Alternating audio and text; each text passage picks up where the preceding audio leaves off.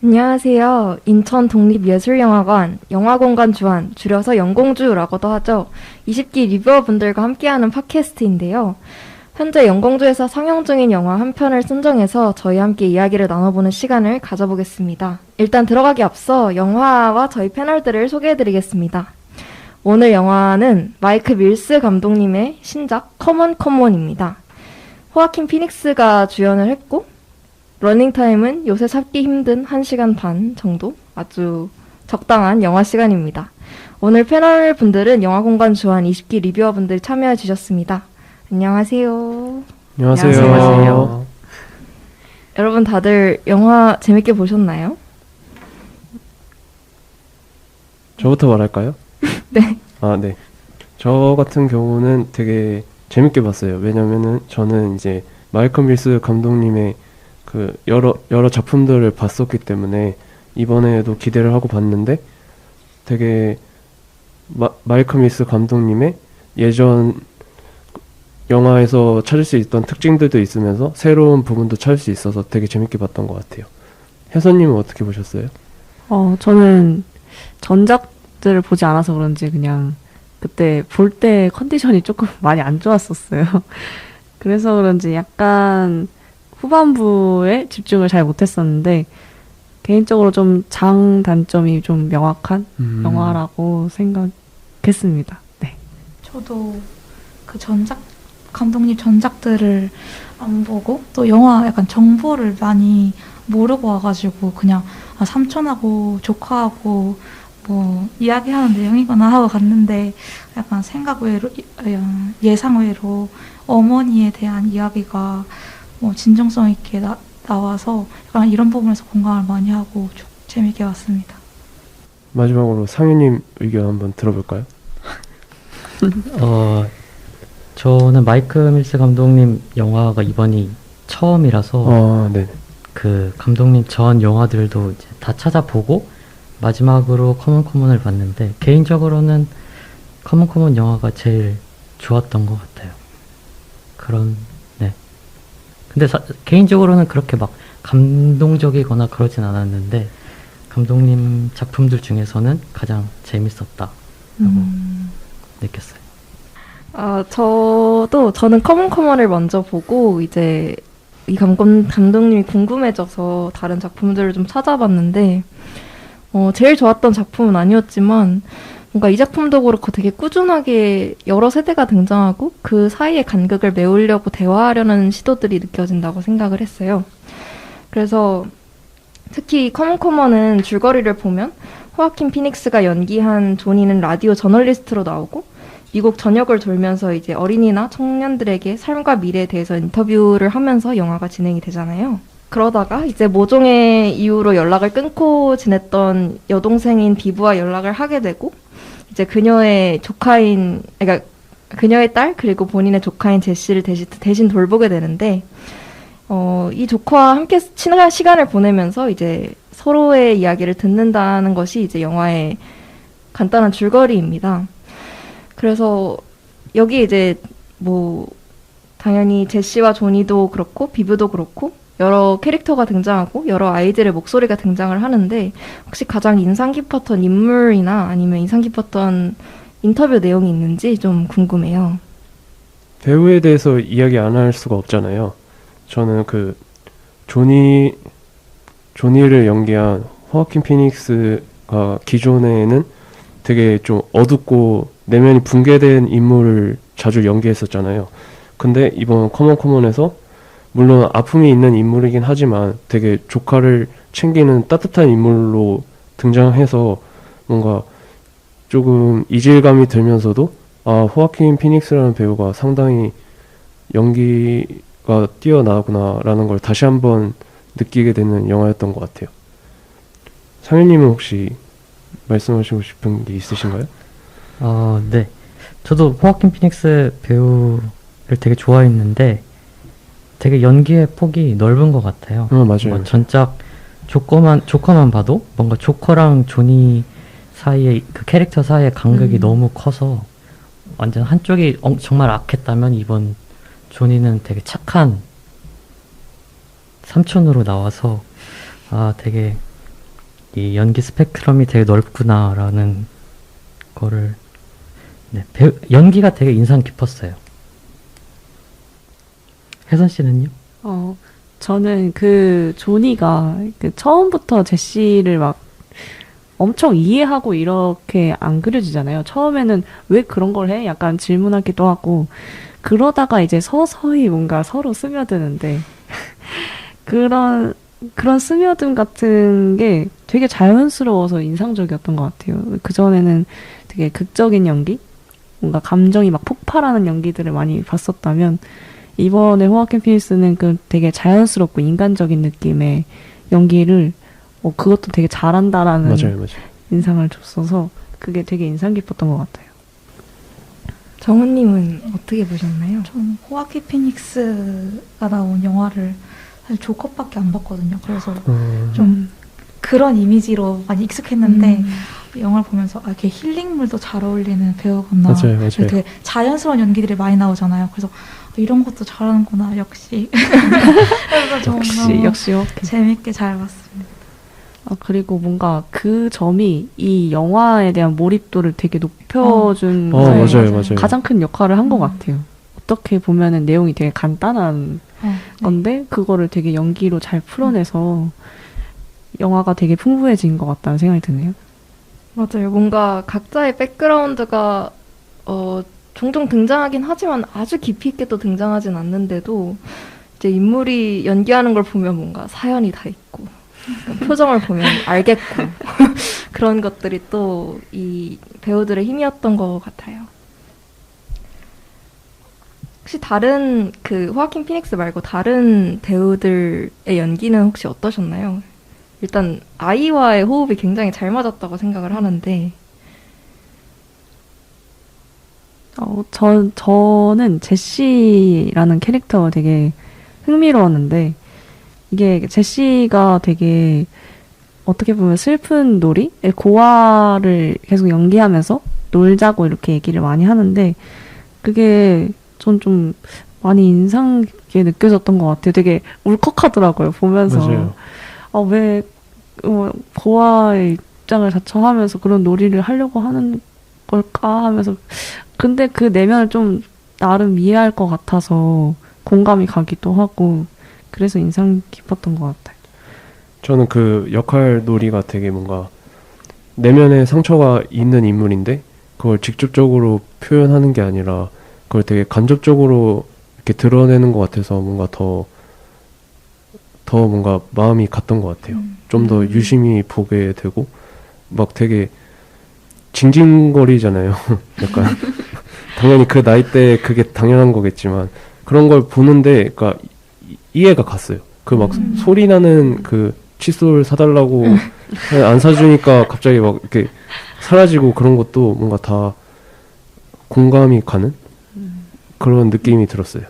저도 그래서 제시 캐릭터가 너무 좋았는데 약간 보통 미디어에서 약간 좀 꾸며진 아이가 많이 나오잖아요. 꾸며져서 나오는 좀 너무 과하게 성숙한 아이라던가 이런 식으로 캐릭터가 많이 나와서 조금 그런 거를 안 좋게 생각을 하는 편인데 근데 이 영화에서는 되게 제시가 그 나이에 맞게 진짜 현실적인 캐릭터, 현실적인 아이로 나와서 되게 그게 몰입하는데 방해가 없었고 되게 그래서 현실감 있게 다가왔고 또 아까 상윤님이 말씀하신 것 중에서 그 상처를 간접적으로 표현한다고 하셨잖아요. 근데 그거를 이제 그 호아킨 피닉스 조니는 되게 이해를 못 하잖아요. 약간 그 간접적인 표현을 해석을 못 하는데 그에 반해서 비브는 그거를 자기 아들에 대한 이해를 바탕으로 다 해석을 하고 그거를 비브가 아니라 비브가 조니한테 막 알려주는 이런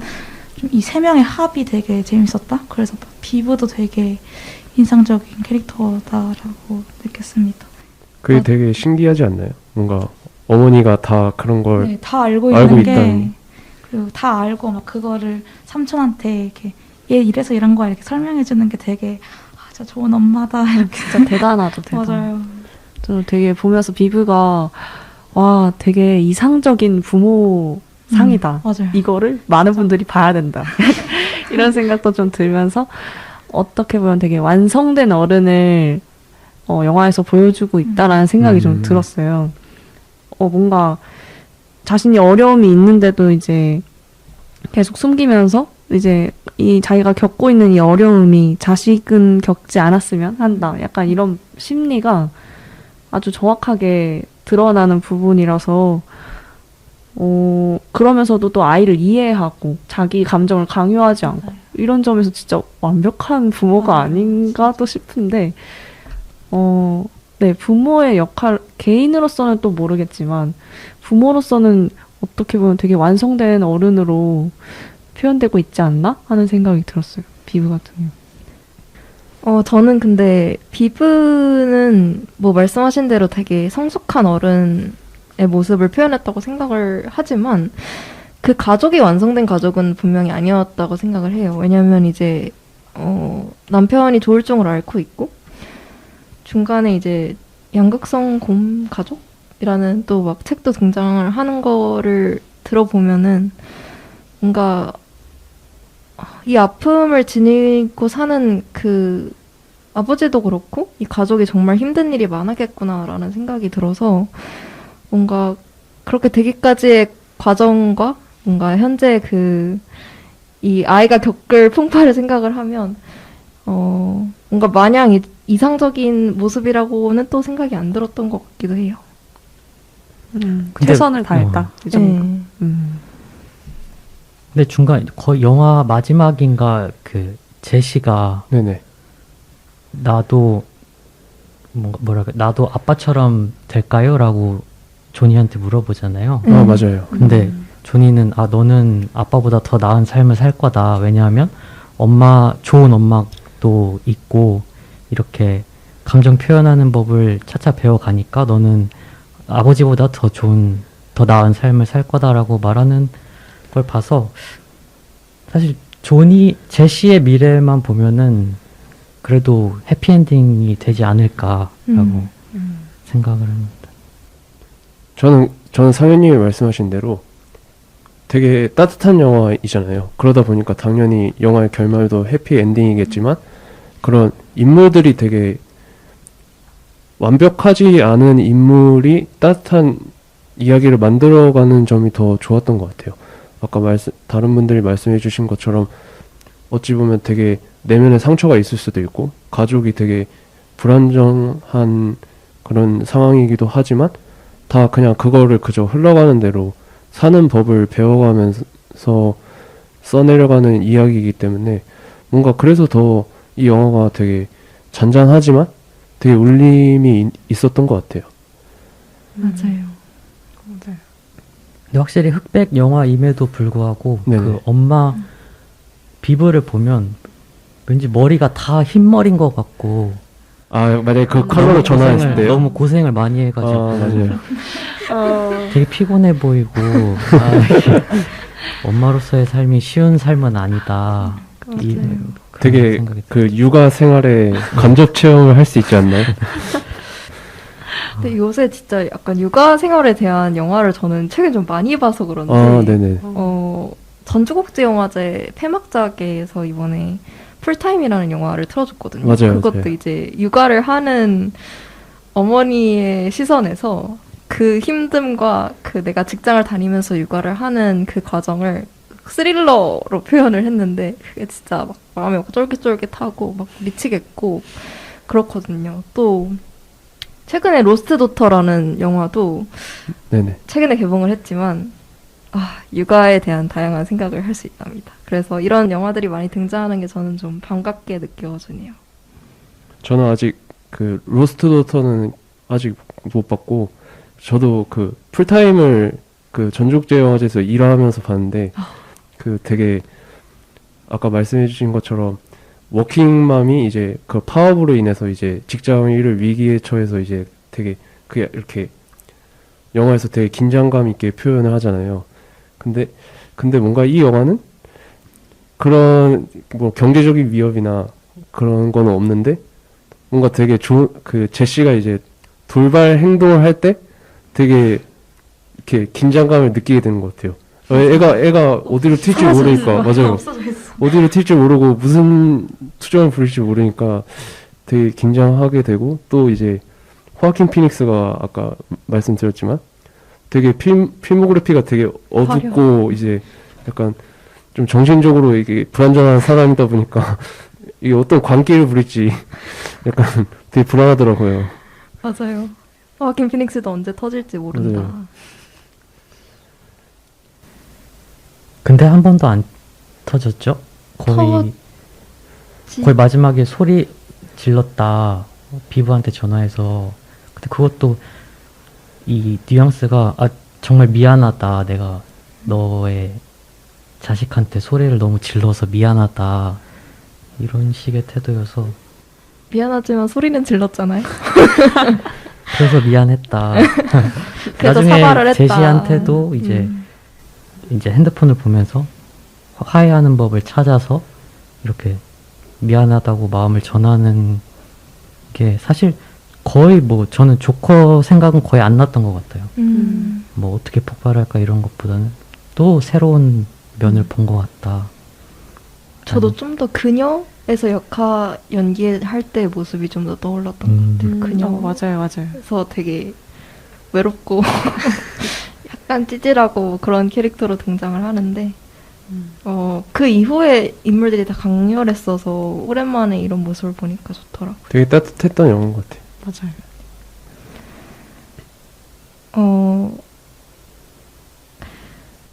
그 이제 극 중에서 등장하는 고아 역할 놀이에 대해서 조금 더 이야기를 해보고 싶은데 아까 여러분들이 이제 이야기를 해주셨지만 왜 이 아이들이 왜 아이가 고아 역할 놀이를 하게 됐는지 혹은 그것에서 어떤 감정을 느꼈고 왜 그런 것 같은지 조금 나눠주시면 좋을 것 같아요. 저는 이 제시의 고아 연기가 인상 깊다고 말씀드렸었는데 왜냐면 제가 이 고아놀이랑 비슷한 느낌의 놀이를 되게 많이 했었어요. 어렸을 때, 초등학교 때, 진짜 초등학교 6학년 때까지 인형놀이를 했거든요. 인형놀이 많이 네네. 하죠. 인형놀이를 혼자서 되게 많이 했는데, 막, 그럴 때 이제 항상 늘 정해져 있어요. 제 인형이. 제 페르소나 같은 그런 인형이 정해져 있는데, 그 혹시 인형한테. 그 인형이 뭐였어요? 에? 무슨 인형이었어요? 바비 인형 같은 그런 인형이었는데 그런 인형한테 뭔가 설정을 둬요. 굉장히 가난하고 뭔가 힘들고 뭐 남자친구랑 헤어지고 약간 그런 식으로 설정을 두고 그리고 고아라는 설정도 뒀었던 것 같아요. 그러면서 이렇게 놀이를 해요. 놀이를 하고 막 연기를 막 하는데 이게 어떻게 보면은 어렸을 때 봤던 그 어떤 신파 드라마의 영향일 수도 있지만 그런 좀 극적인 상황? 그런 거를 계속 어릴 때 계속 놀이를 그렇게 했었단 말이에요. 그게 되게 쾌감이 있었어요. 재밌기도 하고 네네. 뭔가 지금 생각해 보면은 그런 상황을 좀 더 덤덤하게 연기함으로써 그거에 좀 더 무감해진다고 할까요? 견디기 위한 방법. 네. 제가 처한 상황보다 더 극적인 사건 그런 걸 덤덤하게 연기함으로써 제가 처한 사건을 좀 극복하고자 좀 어쩌면 제시의 고아 놀이처럼 저를 치유하기 위한 그 어릴 때 유일한 방법이지 않았을까 하는 생각이 들어요. 제시 입장에서도 아마 그러지 않을까 그런 생각이 들었어요. 그래서 여러모로 좀 울컥했거든요. 보면서 제시가 좀 많이 힘들군. 그런 생각? 좋은 어른이시네요. 저는 약간 호아킨 피닉스처럼 반응했을 수도 있다고 생각을 했거든요. 보면서 너무 충격으로 다가와서 그거를 내가 해줘야 된다고 하면은 화까지는 안 내더라도 좀 의아하게 물어볼 것 같아요. 왜 하고 싶은데? 하고. 저도 소희님이랑 되게 비슷하게 되게 좀 당황했을 것 같아요. 왜냐면 이게 되게 행복한 가정이 아닌가? 그러니까 아이가 느끼기엔 되게 그 가정에 대한 되게 그런 아픔이나 어려움이 있나? 그런 생각을 할 것 같아요. 그래서 뭐 되게 좀 그거를 못 받아들일 것 같아요. 아니면은 오히려 삼촌 입장에서는 이제 동생이 엄마인데 애가 고아라는 게 부모님이 존재하지 않는 거니까 이게 너 그러면 안 돼. 약간 이럴 것 같아요. 왜냐면 부모님이 살아 계신데 이제 가정이어도 되게 극단적인 거잖아요. 그쵸, 그러다 그쵸. 보니까 되게 그러면서도 영화를 보면서 그런 생각을 했던 것 같아요. 왜 아이가 이 놀이를 하는지가 나중에 나왔으면 좋겠다. 이 아이의 그런 내면의 아픔? 이런 게 되게 궁금했던 것 같아요. 어떻게 보면 부모님을 되게 미워해서 네네, 저도 그런 줄 상상으로 알아가지고. 없앤 네네. 그런 해석도 담고 있을 수도 있겠네요. 네네. 타당한 해석인 것 같아요. 근데 이거 또 갑자기 또 생각이 났었던 건데, 조니가 계속 인터뷰에 대해서 혼잣말로 녹음을 하잖아요. 그 장면에서, 인용구이긴 한데, 인터뷰를 하는 게 내 삶에서 완전히 벗어난 기분이 든다. 무적이 된 기분이 들고, 투명해진 기분이 된다. 약간 이런 식의 대사를 하는데, 이게 이 고아놀이랑 어쩌면 연관성이 좀 있지 않을까? 이 조니와 제시의 입장이 약간 유사하다고 느껴졌던 게, 고아 놀이도 자기 삶에서 완전히 벗어난 그런 입장에 쓰고 싶은 그런 욕구가 동일하게 발생한 게 아닌가도 싶은 생각이 들었네요. 네. 근데 영화에서는 사실 저 그렇게 생각을 하잖아요. 아, 내 자식이 이제 나도 있고 뭐 내 남편도 있는데 갑자기 고아인 척을 하면은 되게 충격을 받을 수 있겠는데 오히려 영화에서는 조니가 충격을 받고 비브는 이게 아무렇지 않다는 듯이 말을 해요. 맞아요. 근데 그걸 제가 생각을 해봤는데 이게 고아라는 말이 너무 세서 저조차도 왜 고아지라고만 생각을 했는데 이거 고아를 빼고 그냥 역할놀이다라고만 생각을 해보면은 그냥 별거 아닌 게 될 수도 있고 그리고 그쵸, 네네. 또 이제 제시의 상황을 보면 어쨌든 부모님이 되게 불안한 이제 그런 관계잖아요. 상황이, 그 네네. 상황이. 네네. 그래서 그 자기 나름대로 사실 제가 저 어렸을 때는 역할놀이를 제가 해본 기억이 하나도 안 나요. 그래서 이 역할놀이라는 거에 대해서 좀 신기하기도 하고 네. 찾아봤는데 네. 뭔가 그 아이들 이제 정서 발달에도 좋고 뭐 언어 발달에도 좋고라고 이렇게 얘기는 나와 있는데 그런 연구가 있어요? 그렇대요. 어. 근데 이게 자기 치유에 네네네. 효과가 있대요. 아, 혜선 씨가 네네. 이제 경험으로 네네. 알고 있듯이. 근데 그런 이제 거를 전제로 이 영화를 보면 제시도 그러니까 이 영화의 가장 전제가 이 아이도 우리 이 집안의 상황을 전부 다 알고 있다. 네네. 이 아이도 모르는 게 아니라 얘도 다 안다. 네네. 그러니까 솔직하게 얘기해주고 인격체로 대줘라. 이게 이 영화의 전제인데 이 그러니까 제시가 역할극을 하는 걸 보면 그런 불안한 부모의 밑에서 자기가 한 발자국 떨어져서 이렇게 고아 역할을 해서 자기 자신을 본다는 게 이것도 일종의 자기가 자기를 치유하고 있다. 자기 나름의 방식으로. 그래서 올바른 아이구나.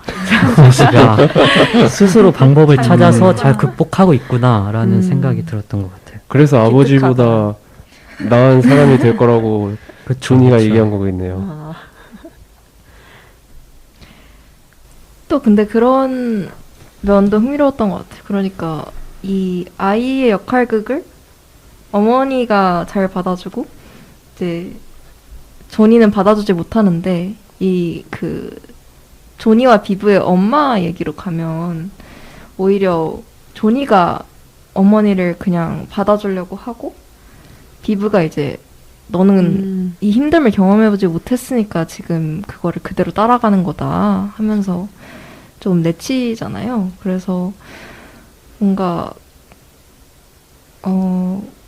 그 두 가지 관계를 같이 이제 병행해서 놓고 보면은 좀 더 흥미로운 것 같아요. 그럼요.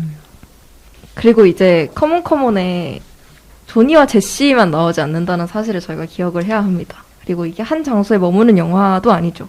보면 조니랑 제시가 미국의 여러 지역을 같이 다니고 뉴욕에서 시작해서 뭐 디트로이트, LA, 뉴올리언스 이렇게 뭐 뉴욕이나 LA는 영화에서 많이 봤지만 저는 디트로이트나 뉴올리언스까지 도는 걸 보면서 이 도시들을 돌아다니는 것에 대해서도 좀 할 말이 각자 있는 것 같다는 생각이 좀 들었어요. 혹시 다들 이런 로드무비의 특성에 대해서는 어떻게 생각을 하셨나요? 저는 그 로드무비의 특성과는 별개로 그 커먼에서 아까 말씀해 주신 것처럼 다양한 사람들의 목소리가 담기잖아요. 근데 영화의 공간적인 배경조차 그 미국의 다양한 공간들을 배경으로 하고 있기 때문에 이 영화가 단순히 그런 조카와 삼촌 간의 관계를 얘기하는 영화는 아니구나라는 생각이 들면서 되게 그런 미국의 다양성에 대해서 이야기하는 것처럼도 보이기도 했어서 되게 좋았던 것 같아요. 맞아요. 그 감독의 인터뷰에도 나와 있더라고요. 일부러 뭔가 네. 한 아이의 목소리만 네. 담고 싶지 않았고 여러 지역을 돌면서 여러 아이들의 모습을 담아내고 싶었다. 그래서 꼭 이 아이의 시선으로만 이루어지지 않았으면 좋겠다. 이런 말씀을 하시더라고요. 그래서 상현님 말씀하신 대로 일부러 되게 다양한 지역에 그러니까 서로 각기 다른 환경에 놓인 이야기를 담으려고 했던 것 같아요. 근데 저는 오히려 네네네. 뭔가 개인적으로는 네. 뭐라고 해야, 이 아이들의 인터뷰, 그러니까 제시라는 한 아이의 이야기에서 시작해서 더 많은 미국 아이들의 이제 생각을 알아보자라는 어떤 의도로 뭐 감독이 만들었다고 하는데 사실 그렇게 막 그렇게 와닿지 와닿지 않았다.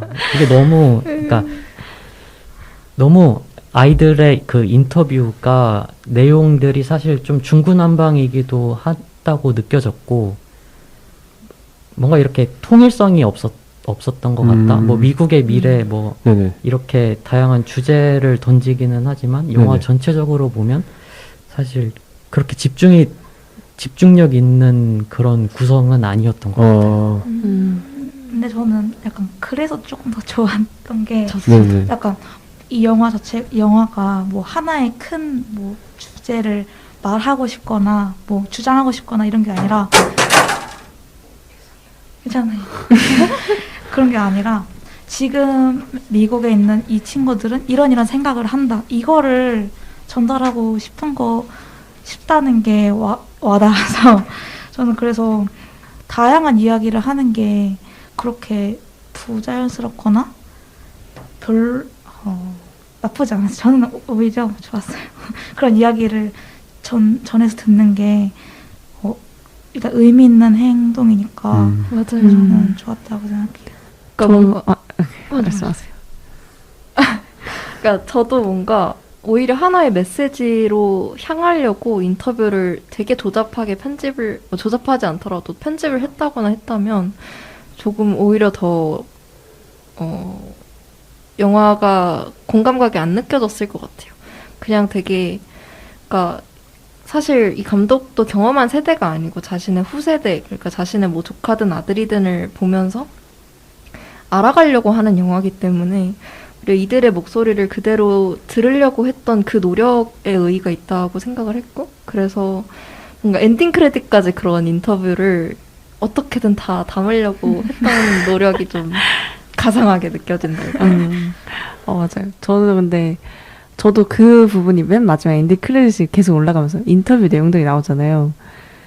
근데 저는 상현님 의견에 좀 더 동의를 하는 게 그 인터뷰 내용들이 다 중요하게 막 박히게 들리진 않았어요. 그냥 좀 흘러가듯이 이런 내용도 있어. 이 정도로.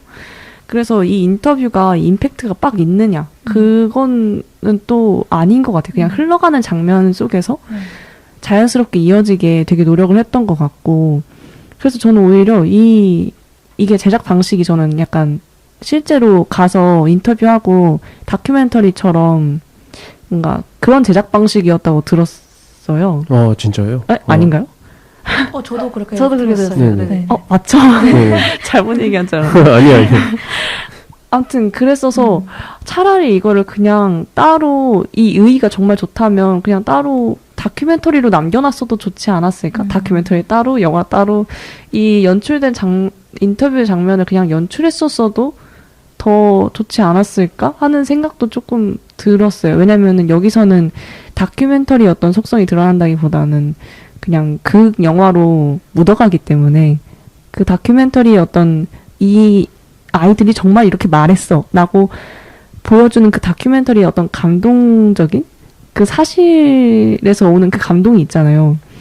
그게 이 영화에서는 잘 안 드러났던 것 같아서 개인적으로 좀 아쉬웠던 부분이었던 것 같아요.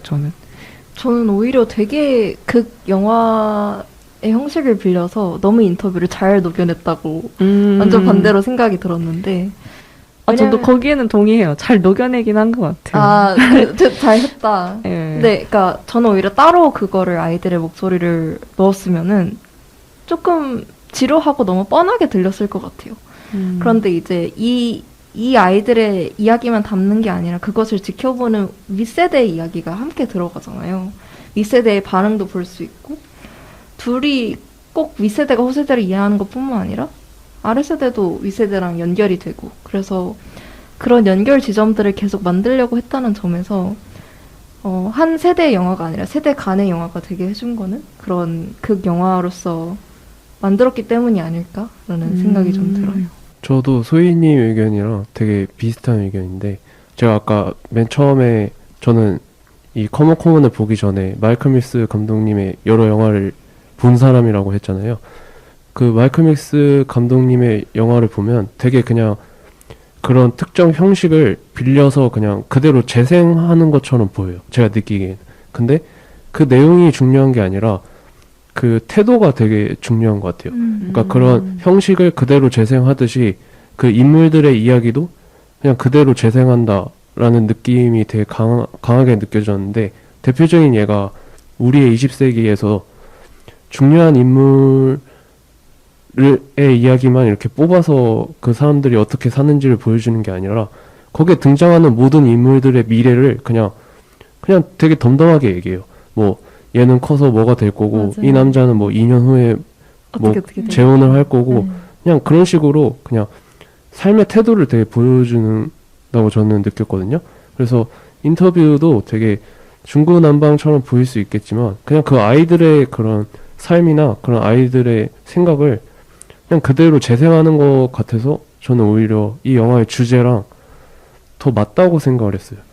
그래서 뭔가 세대 간의 이야기로도 보일 수도 있고 아무래도 그 인터뷰를 하는 아이들이 유색 인종 이민자 가정자의 이런 표현이 되게 맞는지 모르겠는데 되게 다양한 친구들이잖아요. 그러다 보니까 네, 다양한 네. 예, 제 뭐 인종차별자 아니고 어쨌든 되게 다양한 친구들이 그냥 자연스럽게 얘기를 하는 걸 그냥 그대로 보여주기 때문에 그냥 그 삶의 태도가 중요한 것 같아요. 그냥 삶이란 인터뷰처럼 아니면 그 뭐 책처럼 그냥 흘러간다. 저는 그래서 더 좋았던 것 같아요. 근데 사실 소희 씨가 커먼 얘기를 할 때 어떤 자꾸 세대를 이렇게 그러니까 세대 간의 뭐 연결을 얘기한다 이런 말씀을 하셨는데 개인적으로 우리의 20세기에서는 그런 내용을 다룬다는 게 조금 동의가 돼요. 근데 네네. 커먼에서는 오히려 세대를 자꾸 이렇게 나눈다기보다는 그냥 조니도 그러니까 만약에 이걸 세대로 나눈다고 하면 그냥 그 아래 세대의 이야기를 그냥 듣는다는 정도의 느낌? 그러니까 물론 들어주는 것만으로도 의미가 있지만 사실 그냥 듣는 거에서 그친다는 느낌도 있기는 하거든요. 뭐 거기서 더 나아간다거나 사실 개인적인 취향일 수는 있는데 그냥 듣는 거에서 멈추는 거는 사실 개인적으로는 그렇게 큰 의미는 없다고 생각을 해요. 어, 그래서 오히려 좀 더 이 영화가 개인적으로는 좀 밋밋하다라고 받아들여지기도 뭔가 확실한 했어요. 그거를 제시했으면 좋겠다는 생각이시네요. 그러니까 네네. 개인적으로는 여기서는 뭐 세대 차이, 세대의 이야기를 한다기보다는 네네네. 아까 정원 씨가 얘기했던 대로 어머니의 역할이 조금 더 강조가 되고 가족 구성원 안에서의 역할이 조금 더 강조가 되지 뭐 윗세대, 아랫세대 뭐 이런 구분을 짓고 그런 거는 잘 못 느꼈던 것 같아요. 소심한 반박을 제기를 해보자면, 네네. 그러니까 세대를 딱히 막 구분하려고 한다기보다는 너무 대놓고 이 자신의, 그러니까 그 아이들의 이야기를 듣고 그 이야기를 듣다 보면은 예컨대 현재 당장 한국 사회에서도 세대 간에 되게 다르게 느끼는 예컨대 기후위기라던가 그런 주제들이 이렇게 등장을 하거든요. 그런 거를 봤을 때 저는 그냥 개인적으로 맞아. 우리는 이거에 대해서 조금 더 많은 생각을 하게 되지. 라는 생각도 들고. 그래서 뭔가 저는 그런 이야기를 이렇게 오래 그리고 이렇게 그대로 담아내거나 들어줬던 영화가 있었나? 라는 생각이 좀 들어서 그 듣는다는 것의 의미를 조금 크게 뒀던 것 같고 그래서 그런 듣는 태도가 너무 중요하다는 사실을 새삼 느꼈던 것 같아요. 저도 아까 그 소희님이랑 정원님이 그 듣는 영화인 것 같다라는 표현을 해주셨는데 그거랑 비슷하게 저는 그러니까 듣는 영화라기보다 재생하는 영화 같아요. 그러니까 그냥 있는 그대로를 그냥 재생하는 거죠. 그냥 흘러가는 대로. 무슨 느낌인지 아시겠어요? 다들 약간 띠용한 표현으로 저를 쳐다보실래. 그러니까 그냥 약간 라이브 네네. 녹화 그러니까 영상. 뭐 주제 나는 이런 게 중요해가 아니라 그냥 이런 일이 있고 나 뭐 지금 이 생각이 들었고 그냥 이거를 그냥 되게 솔직하게 되게 얘기하는 시간 네네 흘러가는 시간의 흐름대로 어. 편집 없이. 그래서 근데 삶도 그렇잖아요. 이게 저희가 뭐 편집하고 싶은 부분을 편집할 수도 없는 거고 맞아요. 그냥 흘러가게 두는 거다 보니까 그런 각자의 모든 인물이 되게 큰 인상을 안 남겨도 그 각자의 삶이 다 이렇게 흘러가는구나 그런 방식이어서 되게 좋았던 것 같아요. 어쩌면 그걸 의도했을 수도 있겠네요. 맞아요. 주제가 커먼 이제 흘러가는 대로 그냥 해로 네, 맞아요. 하고 뭐 어차피 계획했던 대로 안 될 거다. 그러니까 그냥 해라. 네. 이런 주제들을 담고 있으니까 그렇게 지금 흘러서 생각해보니까 맞는 것 같아요. 계획된 라디오도 이게 그냥 흘러가는 거잖아요. 저희 하는 것도. 저희 이야기도 흘러가고 네. 있죠. 그래서 저는 뭔가 이게 다 맞아 떨어지는 것 같아서 뭔가 좋았어요. 라디오도 그냥 흘러가는 대로 듣는 거고, 인터뷰도 그냥 재생하는 거고, 삶도 그냥 그렇게 흘러가는 거고. 그렇게 보면 되게 다큐멘터리의 속성과 네. 되게 유사한 영화 같기도 하네요. 근데 다큐멘터리 너무 한정지어서 생각하는 건가 싶기도 한데 제가 다큐멘터리를 이렇게 따로 보고 싶다고 얘기를 맞아요, 했었잖아요. 맞아요. 그 이유가 이 아이들이 무슨 말을 더 했을까? 이게 더 너무 궁금한 거예요. 아, 이걸 좀 더 자세히 보고 싶고 그래서 나중에 기회가 된다면 이 인터뷰 따로 다큐멘터리 만들어서 아니요, 단편 영화로. 그 단편 영화로 개봉해도 재밌지 않을까 하는 개인적인 생각이. 그리고 방금 듣는 영화 혹은 재생하는 영화라는 이야기가 좀 나왔는데 그런 거에 또 맞춰 생각해 본다면 이 영화가 흑백 영화라는 점을 또 빼놓을 수가 없어요. 뭔가 정말 라디오 듣는 것처럼 뭔가 맞아요. 시각적인 어떤 자극은 굉장히 적고 흑백 영화이기 때문에 그렇게 이제 뭔가 목소리가 되게 잘 들리는 영화인데 이런 흑백 영화의 형식에 대해서 다들 어떻게 생각하셨는지 왜 흑백 영화가 되었다고 생각하는지 궁금해요. 일단은 이게 로드무비잖아요. 그런데 흑백을 쓴 게 되게 일단 신기했고 그래서 되게 다양한 시각적인 걸 보여줄 수 있는데도 흑백을 쓴 게 일단 신기했고요. 그리고 약간 영화를 보고 나왔을 때 뭔가 인상적이라던가 기억에 남는 장면 대신 내용이 기억에 남는 게 많더라고요. 뭔가 대사나 그런 게 기억에 남는 게 많더라고요. 그래서 정말 시각적인 것보다 메시지적인 걸 더 강조하고 싶었구나 그런 생각이 들었습니다. 저는 이제 마이클 밀스 감독님의 영화를 몇 개 봤으니까 계속 강조하시네요. 아니 그건 아니고요.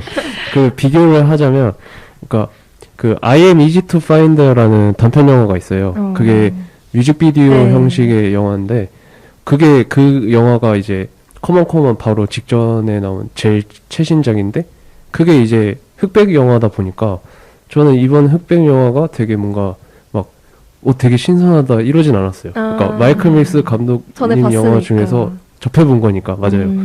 그래서 되게 근데 그 영화도 그 I am easy to find도 되게 그냥 한 사람의 일대기를 그냥 음악에 맞춰서 그냥 재생하는 느낌이거든요. 약간. 그래서 커먼도 그거랑 되게 비슷하다는 느낌이 들었어요. 뭔가 그건 뮤직비디오니까 이제 대사가 없고 음악만 있는데 여긴 이제 대사가 추가되고 그런 차이점만 있다?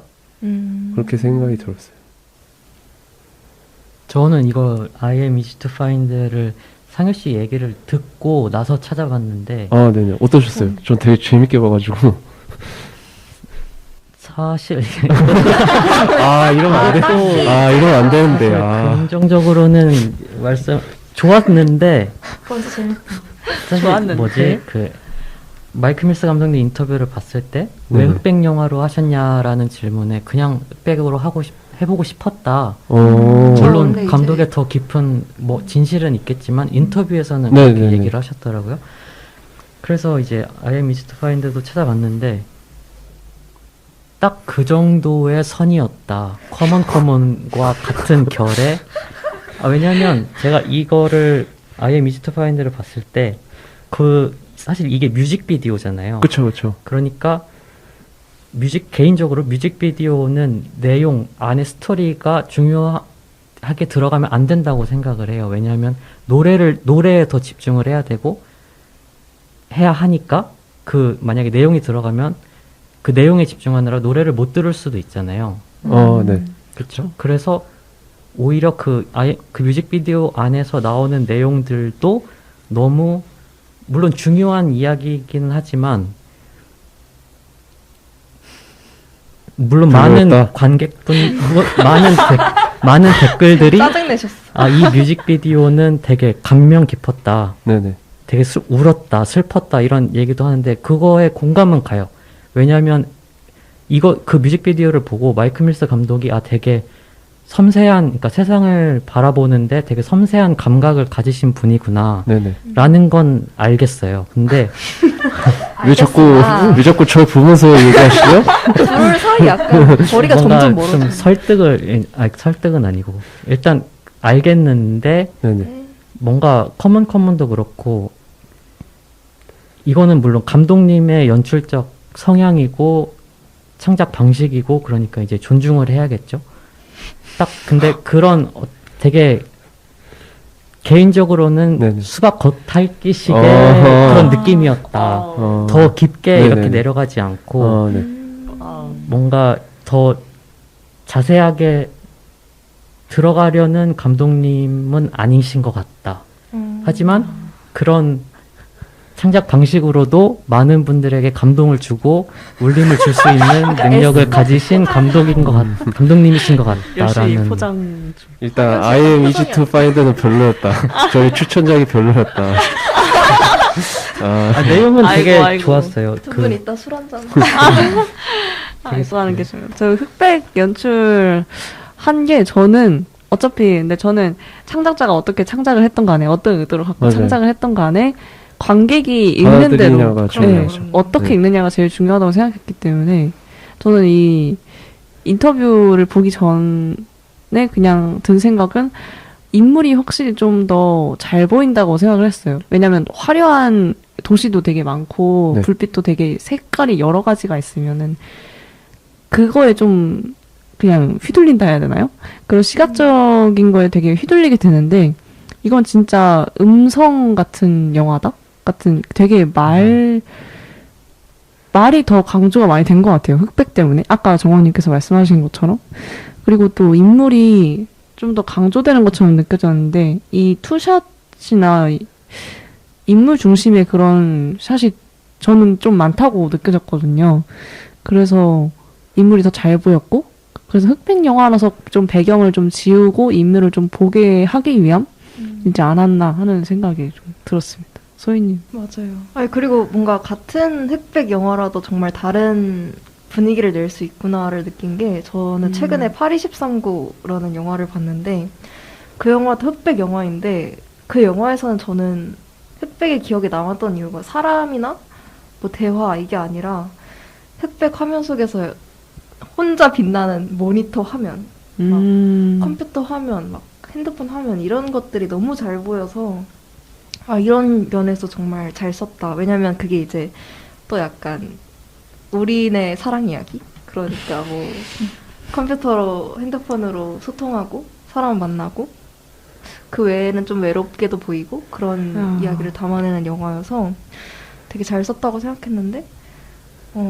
혜선님께서 말씀하신 대로 커먼에서는 같은 흑백인데 되게 따뜻하게 느껴지고 인물을 어디서든 뭔가 포착할 수 있을 것 같고 흑백이지만 그래서 저도 좀 신기하게 느꼈던 것 같아요. 맞아요. 흑백인데 되게 따뜻하게 느껴졌다는 건 되게 중요한 것 같아요. 저도 소희님 의견이랑 되게 비슷한데 저도 자크 오디아르의 파리 13구를 봤는데 물론 그 영화의 그런 장르 특성이나 내용 특성상 되게 뭔가 흑백 연출이지만 되게 뭔가 그 인물들의 그런 욕구가 되게 부각되고 되게 약간 고독함만 남는 그런 관계를 되게 그려내는 영화라서 그런지 되게 그런 프레임이 다 음침하고 되게 약간 좀 그렇게 느껴져요. 아 정말. 근데 이 커먼은 흑백 연출이지만 뭐 그런 분위기 자체가 되게 따뜻하고 그러니까 관계를 되게 그런 성장하는 관계로 그려내잖아요. 그러다 보니까 되게 그 흑백이지만 프레임이 되게 이렇게 따뜻하게 그려지는 것 같은 것 같아요. 저는 개인적으로 이 영화가 좀 뭔가 라디오 드라마 같다는 얘기를 생각이 들었어요. 그러니까 시각적인 것보다는 확실히 청각적인 뭐 대사나 이런 부분에 좀 더 힘을 쓴 것 같고 이제 앞으로 뭐 얘기를 하겠지만 책을 인용하는 것도 그냥 이 자막으로만 보여줄 수 있는데 그걸 이제 인물의 입을 통해서 다 읽어주잖아요. 네, 맞아요. 그래서 만약에 차 뭐 운전하다가 그냥 이 영화 틀어서 들어도 영화 한 편 다 본 것 같고 그런 확실히 흑백이어서 더 그렇게 느껴질 수도 있는데 개인적으로 그 점은 되게 좋았던 것 같아요. 그 인용된 책 말고도 이제 그런 영화의 사운드트랙이라고 하잖아요. 그 스코어 작업한 사람이 마침 또 더 내셔널이거든요. 그 I'm easy to find 뮤직비디오의 그 밴드. 그래서 상현 씨 지금 때려보시는 아니 정보 전달. 정보 전달. 알아야 할 정보. 네. 그래서 저는 뭔가 더 그 생각이 많이 났던 것 같아요. I'm easy to find 생각이 계속 났던 것 같아요. 특히 그 더 내셔널 밴드를 제가 좋아하다 보니까 그런 음악적 특징이 이렇게 돋보이는 그런 스코어가 이렇게 흘러나오는 그 시퀀스에서 되게 그 생각 이렇게 오버랩돼서 보였던 것 같아요. 아 그러면 상현님 그래서 라디오 같은 영화 이야기 하시면서 책 구절 이야기를 하셨는데 그 책 구절 인용 방식이 뭐 적절했다거나 혹은 인상 깊게 다가왔다거나 하는 부분이 있으신가요? 책 인용 구절들 하나하나는 정말 되게 좋은 내용들이었어요. 그래서 이걸 그냥 책으로 봤다면 그러니까 저는 개인적으로 책의 특성이 그 한 문장, 한 문단을 설명하기 위해서 그 책 전체를 이용한다고 생각을 하는데 딱 이 책의 한 인용 구절만 보고 네네네. 그 모든 거를 담아낼 수는 사실 없겠다. 라는 생각이 들고 네네. 물론 이 영화의 흐름에 맞는 말일지는 몰라도 사실 영화는 이제 스토리에 집중을 해야 되고 인물이 뭘 하는지 보고 무슨 말을 하는지 듣고 해야 되는데 그 책 내용을 생각하느라 좀 많이 놓치기도 하고 하면은 그래서 이제 영화를 다 보고 난 생각은 이 책들을 좀 찾아서 읽어보고 싶다라는 생각이 네. 들어서 이제 도서관도 이제 검색을 해보고 해봤는데 오. 책은 못 찾았어요. 아, 못 찾았어요? 아, 네. 그게 막 어. 무슨 출판이 안 된 것들이. 일단 국립도서관에는 없었고 따로 구매를 하려고 찾아봤는데도 없더라고요. 어. 맞아요. 그래서 오히려 더 책에 대한 궁금증이 더 늘어나기는 했다라고 느끼긴 했었어요. 저는 이제 사회님이 말씀해 주셨는데 좀 다른 관점으로 보는 입장이어서 저는 그런 인용된 구절이 되게 시의적절했다라는 생각이 들었어요. 그러니까 뭔가 되게 그런 거를 되게 잘 설명해주는. 그러니까 제가 그거를 커먼에서 느꼈던 게 이제 그 카메라맨이 할 수 있는 일의 불완전한 목록이라는 책에 구절이 인용됐는데 인터뷰는 평소 꺼내지 않는 말들을 하게 해주고 자신을 대상으로 깊이 들여다볼 기회를 준다가 이제 그런 시각적인 정보로 이렇게 제시가 되었는데 그 인터뷰의 특성을 되게 잘 말해준 것 같아요. 그러니까 그 커먼에서 나오는 인터뷰들은 결국 이런 거다. 자기 자신을 들여다볼 수 있는 기회를 제공하는 거다. 그러니까 그거를 설명해주는 것처럼 느껴져서 되게 좋았던 것 같아요, 저는. 그냥 한마디만 더 이렇게 덧붙이자면 아, 네네. 저 개인적으로는 영화는 좀 뭐랄까 시각적이어야 한다.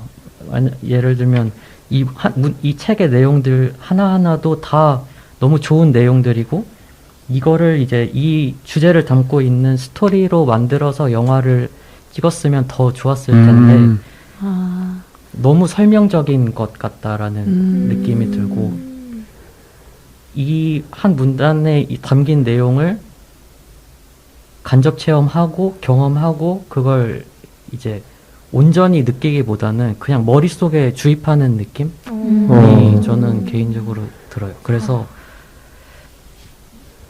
뭐 이런 연출적 특징 좋고요. 근데 그렇게 볼 수도 있을 것 네, 같아요. 제 개인적으로는 그래서 자꾸 이런 얘기들을 하게 되는 것 네, 같아요. 되게 좋은 것 같아요.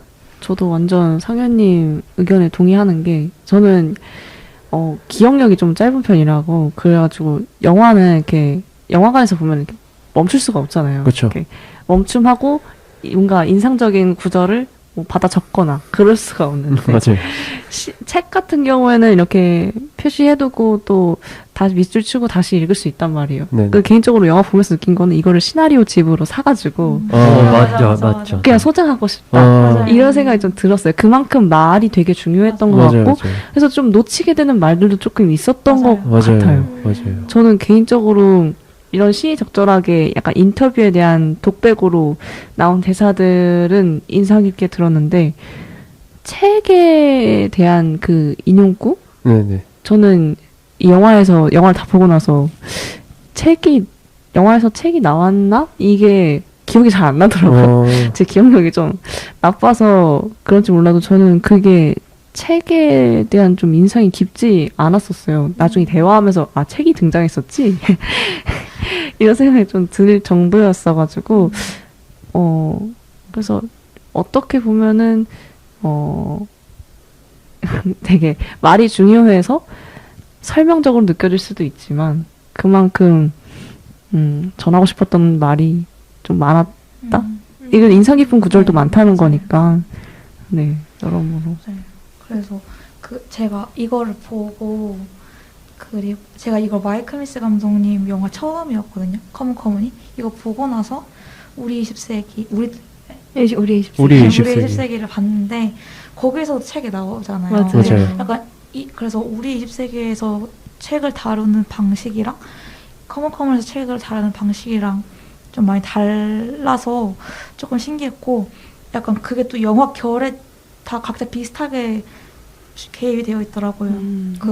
우리 20세기에서는 그 세대 간의 여성에 대해서 생각하는 게 다르잖아요. 그래서 네. 막 좀 갈증을 겪기도 하고 그래서 그게 거기에서 등장하는 책이 뭔지는 까먹었지만 그 책을 중심으로 좀 싸우는 느낌이 있었는데 이제 커먼에서도 아까 얘기 쭉 나왔던 것처럼 다양한 이야기를 한다, 그냥 듣는다 이런 것처럼 여기서도 다양한 책을 그냥 우리가 본다 이런 식으로 좀 결이 비슷하게 책 연출이 개입된 것 같아서 좀 우리 20세기를 보면서 그거를 커먼 다음으로 본 거니까 네네.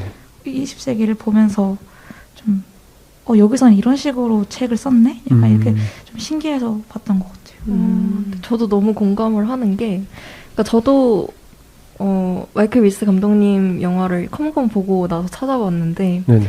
그러니까 책에 인용하는 임팩트가 상대적으로 좀 떨어진다고 느꼈던 게, 그러니까 우리 20세기에서 너무 기억에 남는 장면이 책을 이용했던 장면이었거든요. 그 맞아요. 아들이 책의 구절을 막 뭐 중년 여성이 뭐 어쩌고 저쩌고 하는 거를 엄마한테 막 읽어주는데 맞아요. 엄마가 거기서 획 돌아오면서 너 지금 그게 내 얘기라고 생각해서 읽어준다. 나 들으라고 하는 소리나. 맞아요. 그 장면이죠. 맞아요. 네. 그래서 그 책 내용을 뭔가 관객이 이렇게 얌전히 따라가다가 뭔가 확 반박을 하는 캐릭터의 표정을 보면서 약간 하는 충격의 모먼트가 있었는데 커먼에서는 정원님 말씀하신 대로 아예 좀 스토리에 되게 스며들도록 활용을 해서 기억이 안 나는 부분은 확실히 있었지만 저는 오히려 그런 부분이 어찌 보면 잘 쓰였다는 반증인 것 같기도 해요. 그러니까 저는 예컨대 별 아이를